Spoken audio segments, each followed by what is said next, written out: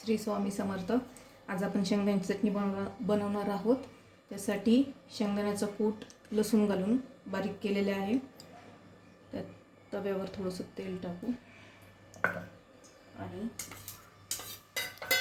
त्यामध्ये शेंगदाण्याचा कूट, थोडंसं मीठ आणि लाल तिखट मिक्स करून घेऊ.